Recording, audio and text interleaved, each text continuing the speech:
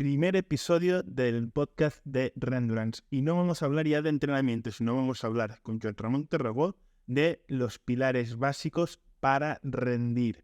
Joan Ramon Tarragó ha sido entrenador de campeones del mundo de trail running y ha sido durante 8 años el responsable del área de rendimiento deportivo en el Fútbol Club Barcelona. Y yo creo que nos tiene mucho que aportar. Ahora sí, antes de pasar a la entrevista, te recomiendo que te suscribas, le des a la campanilla para estar atento cuando salgan más entrevistas como esta. Y me harías un favor si lo compartes también con tus amigos. Ahora sí, cabecera y empezamos.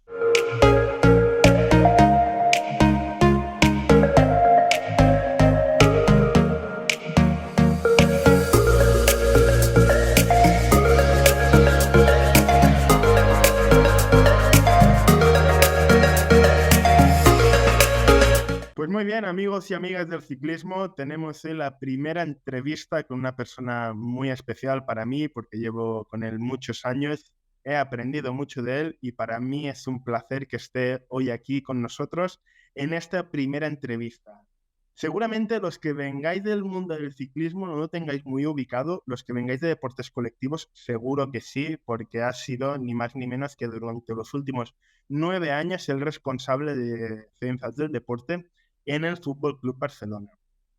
Tenemos aquí a Joan Ramon Tarragó, licenciado en Ciencias de la Actividad Física del Deporte, varios másters, colaborador en numerosas publicaciones científicas, pero lo que yo destaco más, y yo he mamado más gracias a tenerlo a mi lado, es que es un experto en liderazgo y gestión de equipos, ¿vale? Creando comunión entre deportistas, staff técnico, que todo fluya dentro de un mismo equipo.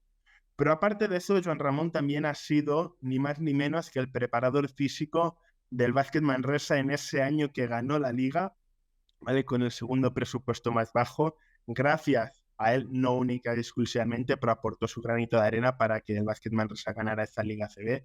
También ha sido preparador físico de Juventud de Badalona, del Real Madrid, pero lo que vamos a destacar más, que seguramente a vosotros os va a interesar más, es que es entrenador de deportistas individuales, algunos de ellos incluso campeones del mundo en trail running, ¿vale? Luego durante la entrevista iremos comentando cosillas y él ya irá dando más detalles. Sin más preámbulos, Joan Ramon, gracias por estar aquí. He hecho una pequeña introducción tuya, puede ser mucho más larga, pero ha sido pequeñita. Si quieres añadir alguna cosita más, tienes a todo el público escuchándote. No, nada más. Darte 30.000 gracias por esta oportunidad.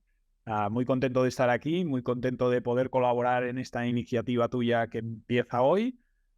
Súper contento de empezar contigo esto, ser el primero y nada, a tu disposición como siempre y sabes que te aprecio muchísimo y que esto sirva para algo. Espero que a alguien le pueda ser útil. Seguro que sí. Pues bien, vamos a empezar ya con esta pequeña entrevista, ¿vale?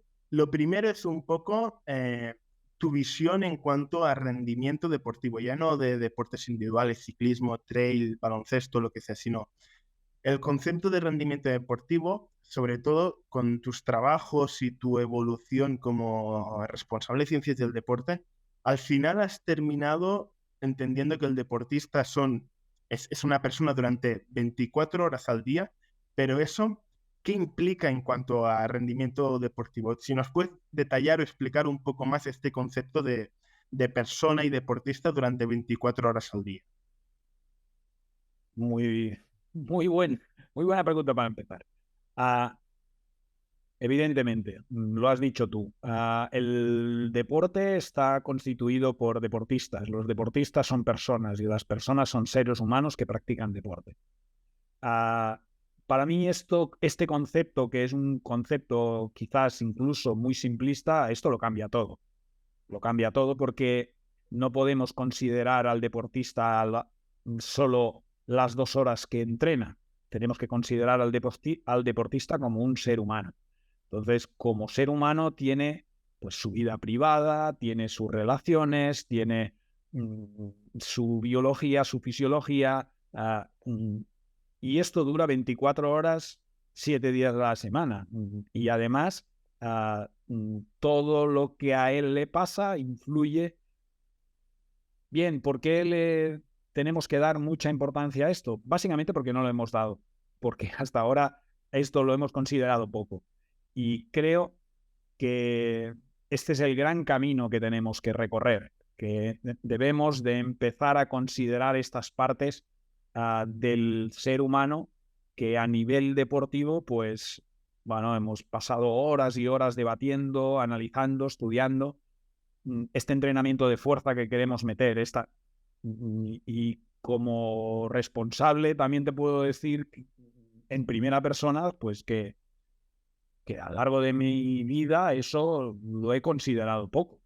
Y creo que ahora hay que, bueno, hace tiempo ya que estamos trabajando en esta línea y que intentamos girar el timón a estos aspectos que tienen que complementar todo aquello que el deportista está entrenando.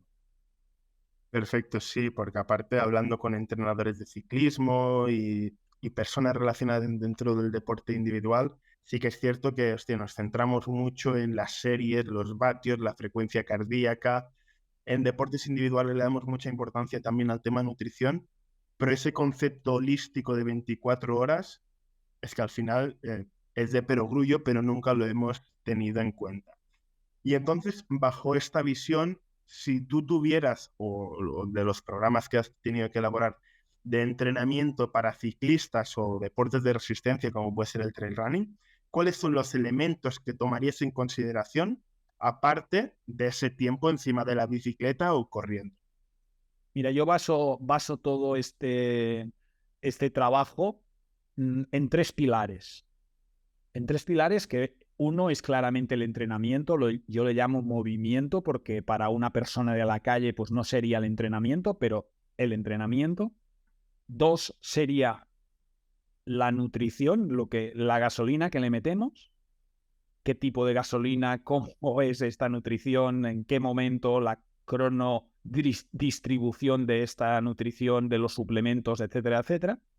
Y un tercer elemento, que si quieres luego ampliamos y hablamos más, que es el bienestar emocional, la salud mental, el saberte concentrar, el aprender a gestionar las emociones, el aprenderte a relacionar. Esto bueno, no yo solo, pero con un grupo de personas que trabajamos esto, al final encontramos que la definición o la nomenclatura que más se acerca a lo que pensamos es bienestar emocional.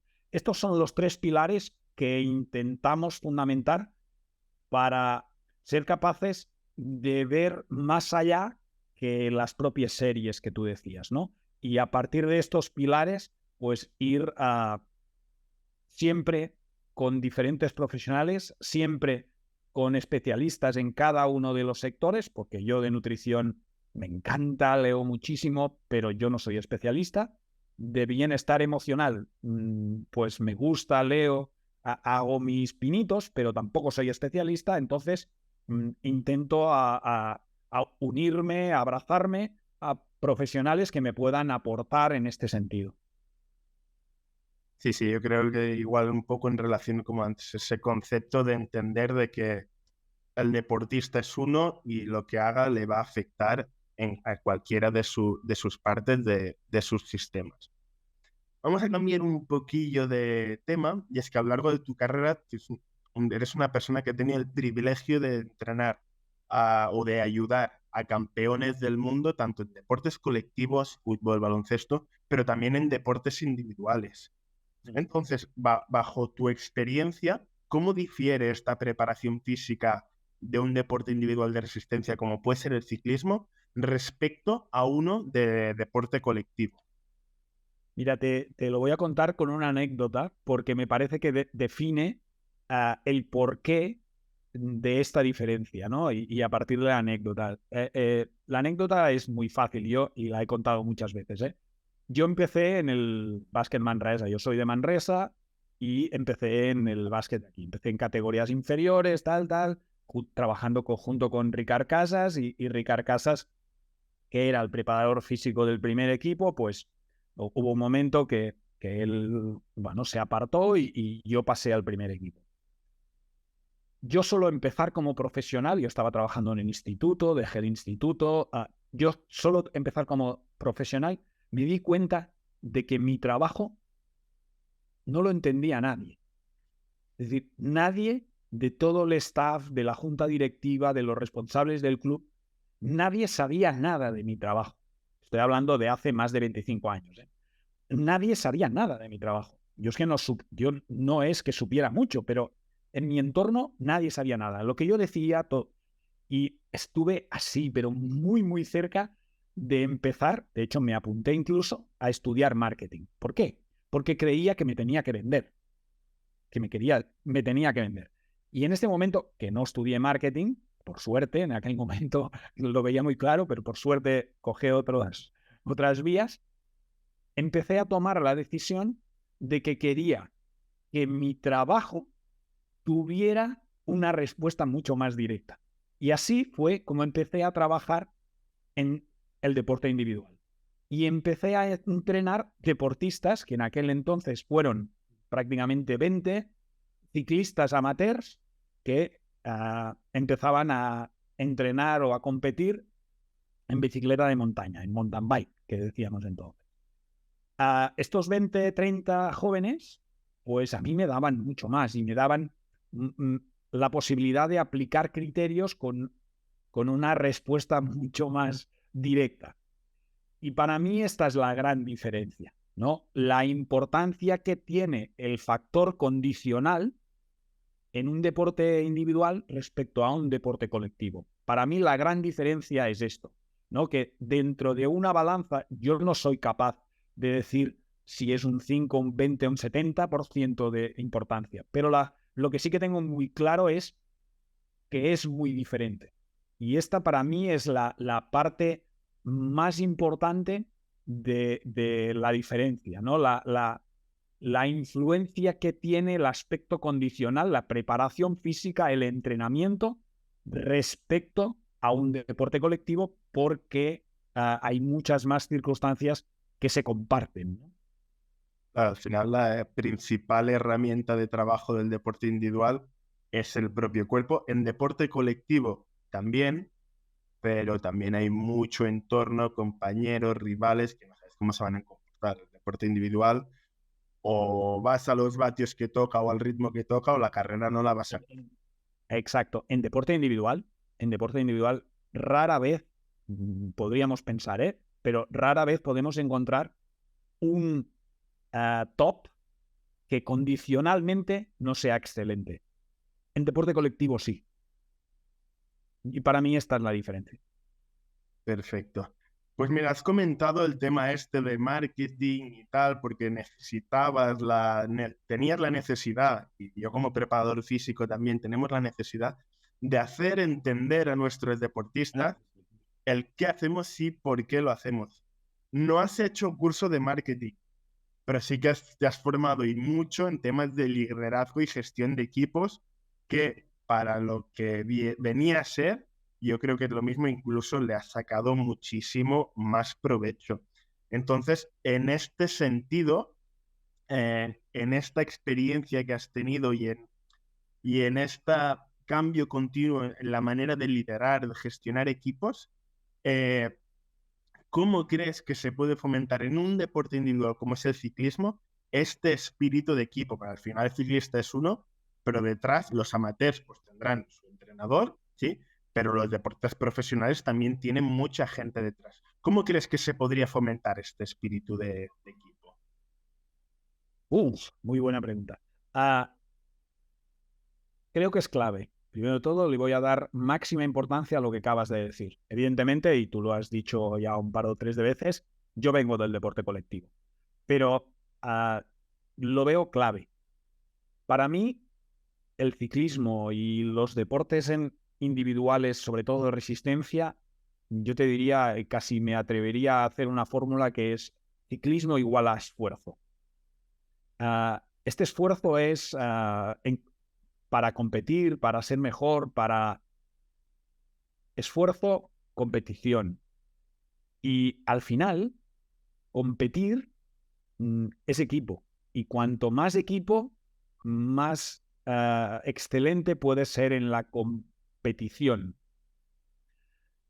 Para mí, hay que integrar una idea para hacer equipo, que es conseguir que los miembros de este equipo, aunque compitan por individual, sean y progresen como una comunidad, y que esta comunidad tenga objetivos comunes, establezca fórmulas comunes, dinámicas en paralelo, que se puedan integrar y al final que cada uno de los elementos se sienta partícipe de esta comunidad.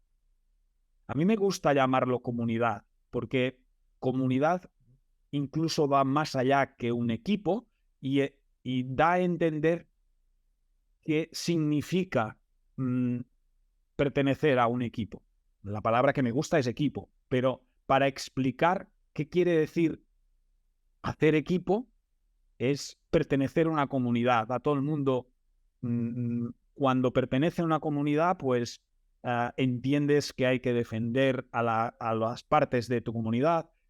Esta es la experiencia que creo que debería de tener un grupo de deportes individuales que compita en una comunión, ¿no? En una comunidad o en un objetivo que al final sean equipo.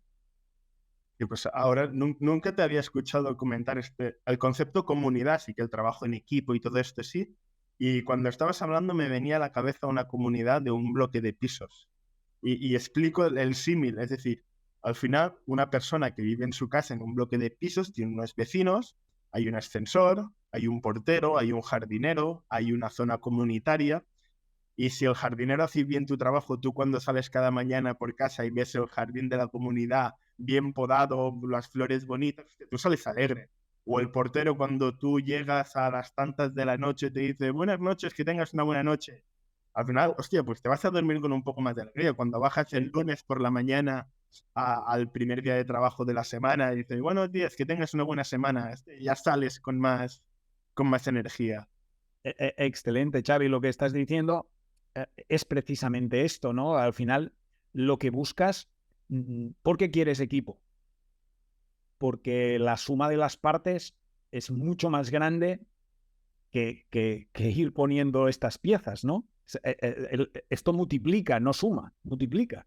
Entonces, aumentas en este edificio que todo funcione y que cada uno haga su papel, aumentas la productividad de este edificio, que al final lo que buscas es mayor rendimiento y lo que buscas es ganar.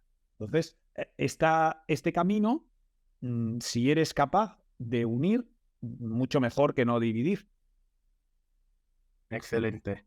Perfecto, vamos a cambiar un poquillo de tema y uno de los temas que sé que te inquietan mucho y es la preparación mental. ¿Qué estrategias aplicarías para preparar mentalmente de cara a una competición importante o, por ejemplo, ahora el ciclismo amateur o semiprofesional, que hay competiciones cada 2 semanas o cada semana o cada 2 semanas? ¿Qué estrategias aplicarías de cara a esta preparación mental?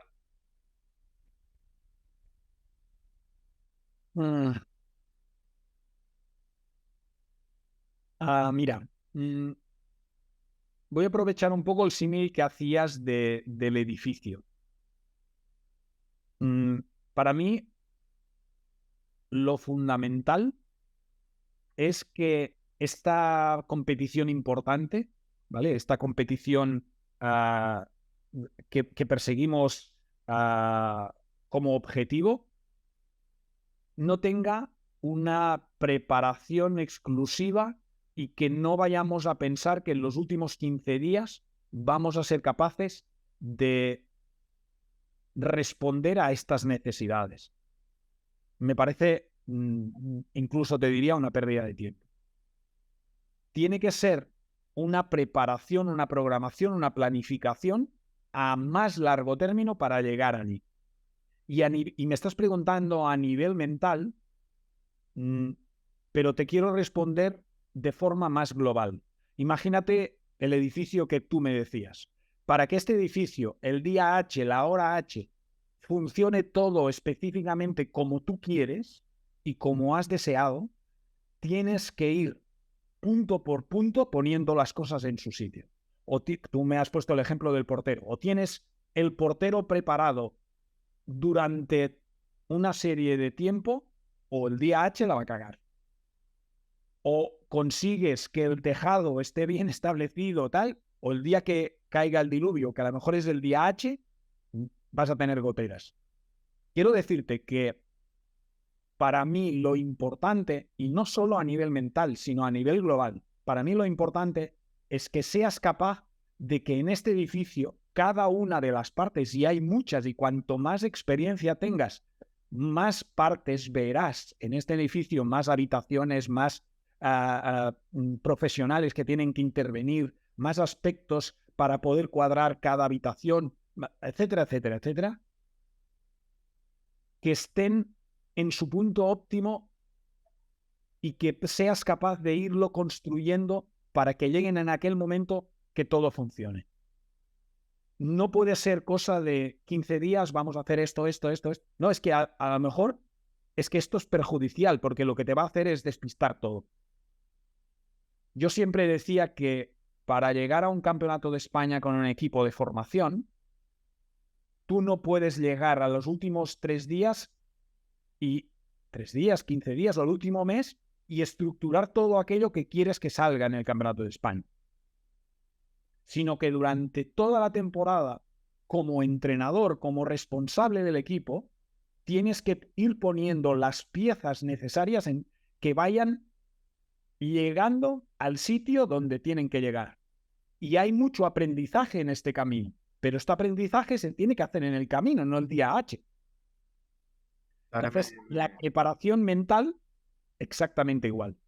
Necesitas que todas las debilidades, todos los... Y no solo las debilidades, sino todas las fortalezas que tú tengas, se vayan poniendo en su sitio durante todo este proceso. Y que el día H todo esté bien encajado. Esto incluso te va a dar mucha seguridad y esta seguridad te va mentalmente te va a dar un bienestar que tú serás mucho más fuerte para ir a esta competición.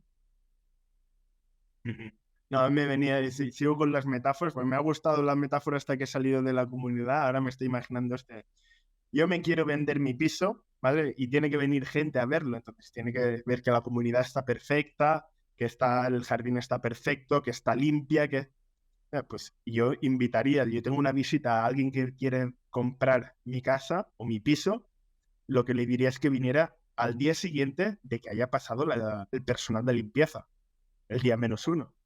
Otro ejemplo, pues a lo mejor el jardinero no es ideal que venga el día antes. ¿Por qué? Porque a lo mejor no habrán florecido y tiene que venir 4 días antes para que esos 4 días... Si el jardinero te viene el día antes, si el jardinero te viene el día antes y no es un buen jardinero, a lo mejor te deja el jardín hecho una mierda. Entonces, este jardinero tiene que venir 3 meses, 4 meses, cada 15 días para que el día H todo esté bien cortado y bien trabajado.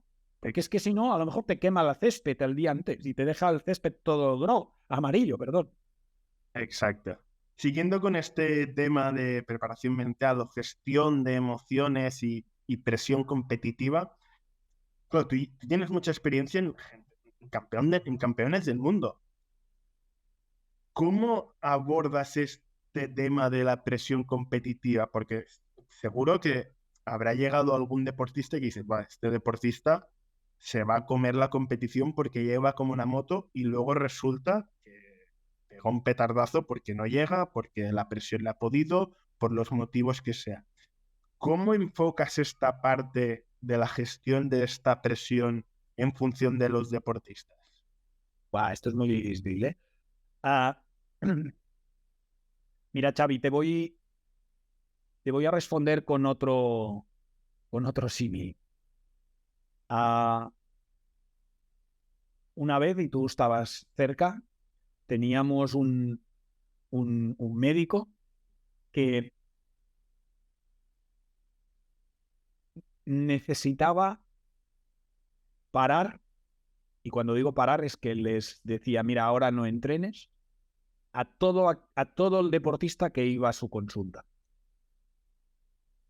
Y claro, era un contrasentido de decir, por favor, que estamos entrenando, dime qué es lo que le pasa, tal. No puede entrenar. Lo estoy exagerando, pero es para aprovechar el ejemplo. Solo hay una forma de revertir eso. Y es una palabra muy sencilla y muy difícil, que es ofreciéndole la máxima seguridad. ¿Cómo afrontar la presión teniendo esta seguridad? La primera seguridad viene con lo que acabamos de hablar, que es que todo el edificio esté bien. Que el jardinero, yo tengo que saber que el jardinero el día H lo tendrá todo bien. Esta seguridad es la que me va a dar herramientas para afrontar la presión. Si el médico no tiene seguridad, no puede diagnosticar afrontando riesgos. Si yo no tengo la seguridad, no puedo, en tu deporte, escaparme en una etapa. No me puedo escapar porque no sé lo que va a pasar. Sí, puedo ser un inconsciente, pero si estoy más o menos entrenado, si tengo la seguridad de que voy a aguantar, voy a tomar riesgos. Y para afrontar la presión, para mí, se resume en tener seguridad. Hay muchos más detalles, seguro que podríamos hablar mucho más rato, pero sin ser experto en eso, me gusta afrontarlo en este término. Sí, sí, tú lo has dicho, parece, el término es sencillo, es que esté el deportista seguro de sí mismo, pero hacerle sentir seguro, cada persona es un mundo y ya lo hemos visto, nos hemos encontrado de todo en esto. Primero tienes que ser tú, estar seguro tú, que no siempre lo conseguimos. Y después hacerle sentir, como bien decías, hacerle sentir a él seguro. Perfecto. Bueno, ya para ir concluyendo, llevamos casi media hora de entrevista. Y aquí ya para cerrar un poco, la pregunta es muy amplia, lo sé, la que te voy a hacer, pero a ver cómo la puedes ligar desde tu experiencia y perspectiva, ¿eh? ¿Cuáles son las principales similitudes y diferencias, ya no solo en el concepto de preparación física, sino en el rendimiento, entrenamiento entre un deporte colectivo y el ciclismo o el deporte individual? ¡Wow! Está bien, para terminar, ¿eh? A ver, lo principal es que el deporte es luchar para ganar. Si es deporte de verdad, otra cosa es que vayamos a pasear en bici, pero si es deporte de verdad, estamos entrenando, trabajando, nos vemos cada día, buscamos un médico, buscamos un nutricionista, buscamos un psicólogo. Todo esto lo hacemos para ganar. Punto final. Aquí no hay que ser hippie, hay que entender eso. Y eso es extremadamente similar o igual al deporte colectivo, evidentemente. Esto es deporte en general.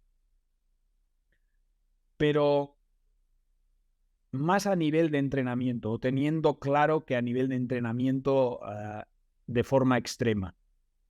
Pero para mí la diferencia más importante es que el deportista individual tiene máxima responsabilidad en su rendimiento y el deportista colectivo lo comparte. Y esto creo que incluso cambia el carácter del deportista individual al deportista colectivo. Mira, te voy a dar una anécdota. Con un jugador de baloncesto, con un jugador de fútbol, con un jugador de deporte colectivo, hacer sesiones de marketing siempre es una tarea de mucho convencimiento, ¿no? Que no les gusta. En cambio, al deportista individual, yo no digo que le guste, pero tiene claro que esto forma parte de su negocio. Y tener claro esto es porque sabe que todo depende de él. Y en el otro lado se comparten estas responsabilidades. Para mí esta es la gran diferencia. Pues sin más preámbulos, Joan Ramón, agradecerte muy encarecidamente este atrevimiento a ser el primer entrevistado en el podcast de Rendurance, en este proyecto personal que acabo de empezar.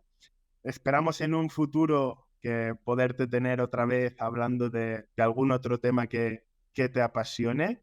No sé si quieres añadir alguna cosita más de cara a los oyentes, alguna idea, algún consejo, algo a tener en cuenta. Consejo no me atrevo a dar ninguno, pero solo felicitarte por todo esto que estás liando. Casi iba a decir apretarte a que sigas y que le des duro y motivar a la gente que te siga porque eres un tío que vale la pena y seguro que vas a aportar muchísimo. Felicidades. Pues muchísimas gracias de nuevo, Joan Ramón. Estamos en contacto. Hasta la próxima. Chao.